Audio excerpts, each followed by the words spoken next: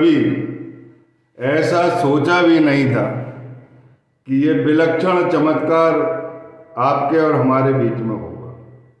संत जीवनी चल रही थी, गजानन महाराज की जीवनी भी सुनाई मैंने।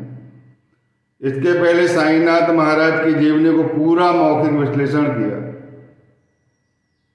और बाद में मनोकामना की दृष्टि से साईं की 52 अध्याय, जीवनी के 52 अध्याय, 52 कलश से रूबरू कराने के लिए अमृतमय कलश, स्वर्ण अमृतमय कलश, जिसकी ज्योति से समस्त बुराइयां दूर होने वाली है, पोथी वाचन शुरू कर दिया। उसका उद्यापन भी होगा और साथ में विश्लेषण भी चल रहा था। अचानक ऐसा चमत्कार हुआ कि शिव पुराण मुझे सुनाना पड़ा। ये आपके चरणों का और आपके प्रेम का आशीर्वाद है और उसी समय मेरा चैनल भी मोनेटाइज हुआ। ये सब आप लोगों की कृपा है। हमने शिव पुराण प्रारंभ कर दिया और ये मेरा पहला मौका है शिव पुराण करने का और बड़ी आत्मीयता से जो कुछ मेरे पास मेरे पाले में आ रहा है पढ़ने में, समझ में, सदगुरु की कृपा से वह मैं आपको सुना रहा हूं। 7 अध्याय हमारे समाप्त हुए। पहले अध्याय में शिव पुराण के महात्मा का वर्णन, पहले अध्याय के 7 अध्याय जिसमें महात्मा का वर्णन किया गया है। देवराय की किस्सा आपने सुने। महान पापी यमराज पकड़ कर ले जा रहे थे। भगवान शिव के दूत आए, उन्होंने शिव कथा सुन ली थी, सौभाग्य उदित हुआ था उनका। तो भगवान शिव के दूत ने शिवलोक ले गए। ऐसी अद्भुत लीला है। इसके बाद एक ब्राह्मण, बिंदु ब्राह्मण, जो बहुत पाप करता था, उसको मरने के बाद उसे पिशाच की योनि मिली। उसकी स्त्री से भी पाप हो गए थे, लेकिन इस पुण्यदायी कथा को उन्होंने सुन ली और सुनने के बाद शिव जी की उन पर कृपा हो गई। वे बाद में माता पार्वती की सखी बनी, जिनका नाम चंचुला था और उनके पति का नाम बिंदुक था। माता पार्वती की कृपा से बिंदुक पति, जो विंध्याचल पर पिशाच बना हुआ था, उसे पिशाच योनि से मुक्ति मिली और दोनों सपत्नी विमान से शिवलोक को गए। ये कथा 7 अध्याय तक आपने सुनी। 7वें अध्याय में जो अंतिम कथा है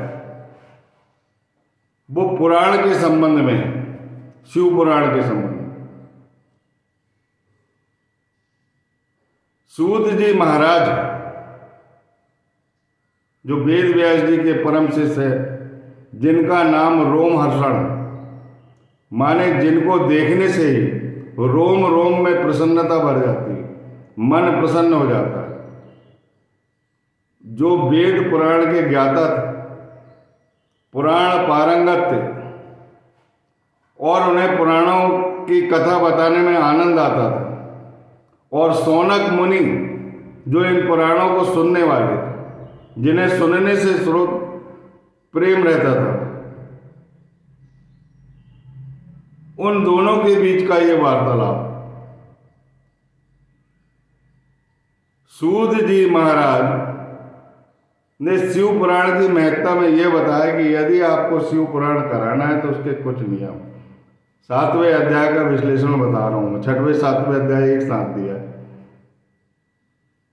उन्होंने बोला कि यदि आपको शिव पुराण कराना है तो सबसे पहले एक ज्योतिषी से पारंगत, सामुद्रिक शास्त्र से पारंगत, ज्योतिष विद्या से, ज्योतिष शास्त्र से पारंगत एक ब्राह्मण को बुलाना चाहिए, उनका पूजन तिलक करना चाहिए और उनसे प्रेम पूर्वक पूछना चाहिए कि हम शिव पुराण कराना चाहते हैं जन कल्याण की भावना से।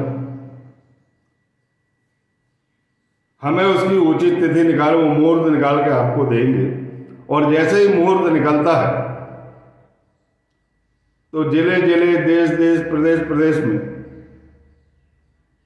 अपने सगे रिश्तेदार संबंधी हो, सबको जिनको आप बुलाना चाहते अपनी सामर्थ्य अनुसार सबको सूचना दीजिए, आमंत्रण दीजिए प्रेम पूर्वक। और वेद से पारंगत, पुराण से पारंगत विद्वान ब्राह्मण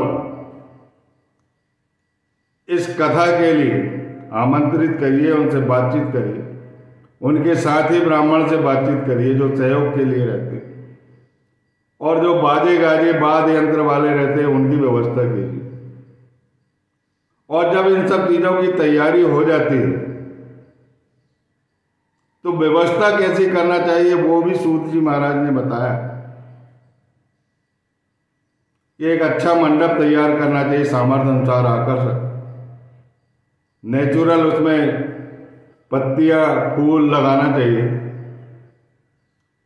और उसके ऊपर एक मंच बनाना चाहिए, वो भी बहुत आकर्षक होना चाहिए। जहाँ शिव पुराण होना है, व्यास गादी तैयार करना चाहिए, और भगवान शिव का एक आकर्षक प्रतिबिंब, आकर्षक छाया चित्र, और शिव पुराण रखने के लिए एक झूला व्यास गादी पर। ये सब चीजों की तैयारी करना चाहिए। और जिस दिन से कथा प्रारंभ हो रही है उसके एक दिन पहले से ही छोर कर लेना चाहिए जजमान को, जो भी जजमानी करना चाहते हैं। और दूसरे दिन 9 बजे से, प्रातःकाल 9 बजे से सारे नित्य कर्म से फुर्सत होने के बाद कथा प्रारंभ कर देना चाहिए, और दोनों पहर कथा होना चाहिए। बीच में छुट्टी होना चाहिए जिससे लोग लघुशंका आदि से दूर और निवृत्त हो जाएं, और कथा के लिए एक ही टाइम भोजन करें, एक टाइम फल ग्रहण करना चाहिए, ताकि वहाँ आलस ना आए, पेट में किसी प्रकार की गड़बड़ी ना हो। सुपाच्य भोजन करना चाहिए, गरिष्ठ भोजन नहीं करना चाहिए, और आमिष का सेवन बिल्कुल नहीं करना चाहिए। ऐसा शास्त्रों में लिखा हुआ है, ऐसा सूत जी महाराज ने शौनक मुनि को बताया है। अब इसमें नियम ये है, वक्ता का जितना मान है उतनी श्रोता का भी मान है। श्रोता के लिए भी बैठने की उचित व्यवस्था रहना चाहिए। अंधे, लूले, लंगड़े, शितलांग, दिव्यांग जो भी आते हैं, अमीर गरीब, किसी से भेदभाव, भेददृष्टि नहीं होना चाहिए। मैं और तू का वहां पर भेदभाव नहीं होना चाहिए। गौ माता आती है तो उसे भी प्रवेश देना चाहिए। स्वान आते हैं, उनसे कोई आपको दिक्कत नहीं जाएगी, वो भी प्रेम पूर्वक सुनते हैं, क्योंकि सब प्राणियों के अंदर परमात्मा का निवास रहता है। हो सकता है वो इस योनि को त्याग करके मनुष्य योनि में आ जाए, तो सभी लोग सुनने आते हैं, और सभी लोगों की व्यवस्था होना चाहिए। धार्मिक, पूरा धार्मिक और सात्विक भाव रहना चाहिए। साउंड व्यवस्था अच्छी होना चाहिए, लाइट की व्यवस्था अच्छी होना चाहिए। और जो श्रोता लोग हैं उन्हें सबसे पहले गणेश जी का पूजन करना चाहिए, भगवान शिव का पूजन करना चाहिए, पुराण का पूजन करना चाहिए, व्यास गादी का पूजन करना चाहिए, और उस ब्राह्मण जो पुराण वेदता है उनके भी फूलों की माला से उनका पूजन करना चाहिए, पूरा स्वागत करना चाहिए शुभारंभ के दिन। और श्रोता का भी पूरी सम्मानजनक स्थिति रहना चाहिए। सबसे पहले गणेश पूजन और फिर व्यास गादी, शंकर भगवान और ब्राह्मण का पूजन होना चाहिए, और जो सहायक ब्राह्मण है उनका भी उचित सत्कार होना चाहिए, और जो बाजे गाजे जो बजाते हैं, वाद्य यंत्र लेके आते हैं, उन सबको तिलक लगाकर पूजन करना चाहिए। और उसके बाद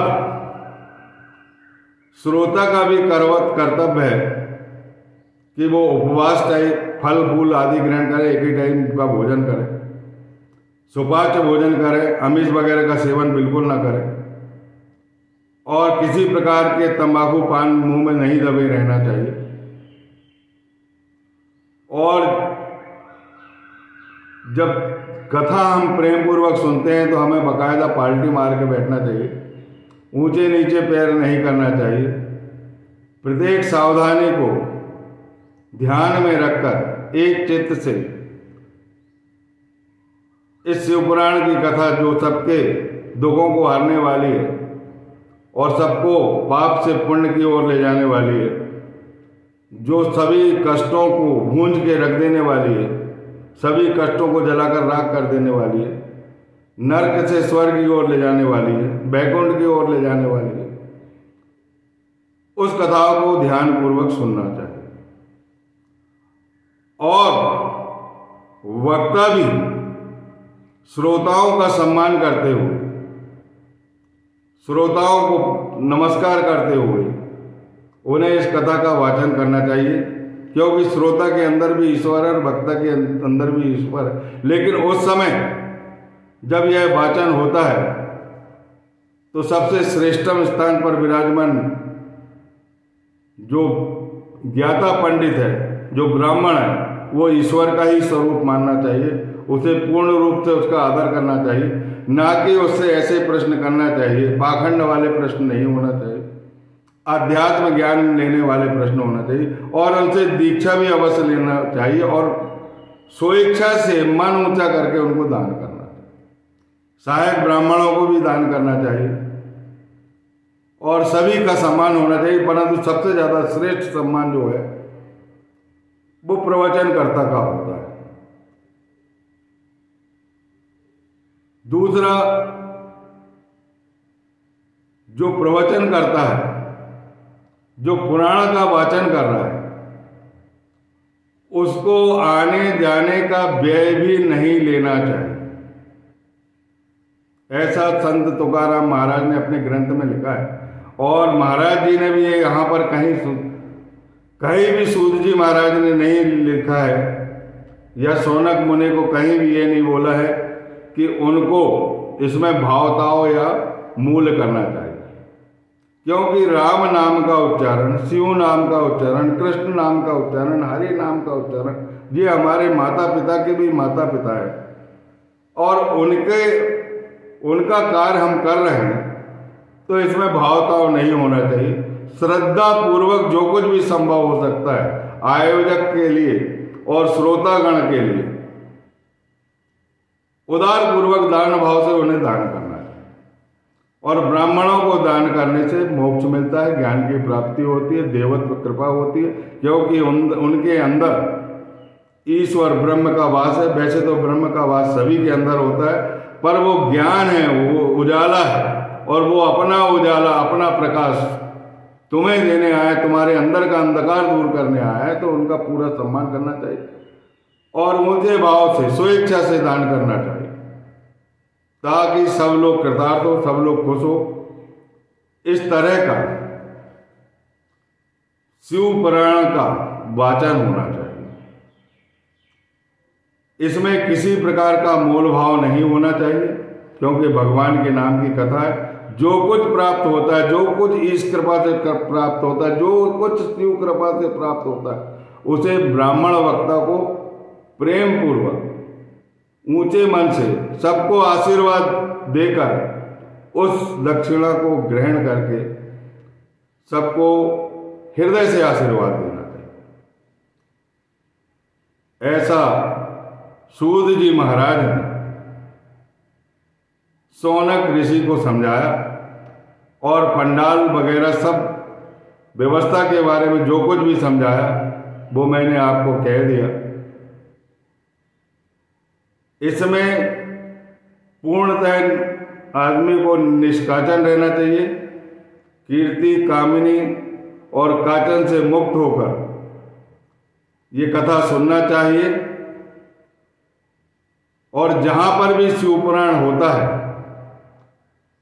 पिछली कथाओं से आप समझ गए, लोग धोखे से भी शिव पुराण की प्रेममय कथा सुन लेते हैं, भगवान शिव की कथा सुन लेते हैं, तो भगवान शिव का आशीर्वाद उन्हें हो जाता है। इस आशीर्वाद से आप वंचित ना रहो, इसलिए श्रोतक अपनी मर्यादा का पालन करें, वक्ता अपने मर्यादा का पालन करें, वाद्य यंत्र वाले अपनी मर्यादा का पालन करें, सहायक ब्राह्मण अपनी मर्यादा का पालन करें, और टाइम पास करने के लिए कोई काम न करें। सत्य चित्त आनंद के साथ इसका आयोजन होना चाहिए। जो इस कथा को सुनेगा, चाहे वो आयोजक चाहे श्रोता हो, चाहे वक्ता हो, चाहे सहायक ब्राह्मण हो, चाहे वाद्य यंत्र वाले हो, उनको इस कथा के सुनते ही शिव पुराण करने में जितना पुण्य मिलता है वह पुण्य का वह भाग्य हो जाए, उसका भाग्योदय होगा, अभ्युदय होगा और ज्ञानोदय होगा। बोलिए साम सदा शिव उमा महेश्वर भगवान की जय। इसके बाद हम विद्वेश्वर संहिता जो दूसरा अध्याय है संहिता के बारे में सूत जी महाराज ने शौनक ऋषि को बताया, कितने श्लोक है, कितना क्या है, किस श्लोकों का कितना महत्व है, ये दूसरे अध्याय में आएगा, उसका वाचन करेंगे और फिर विश्लेषण करेंगे। तब तक के लिए सबको मेरा प्रणाम, मेरा वंदन। और जो कुछ मैंने कहा ये शास्त्रगत है, इस नीति का पालन करना चाहिए। अगर मुझसे कोई भूलवश न्यूनता या अधिकता हो गई होगी तो उसके लिए मैं क्षमा प्रार्थी हूँ।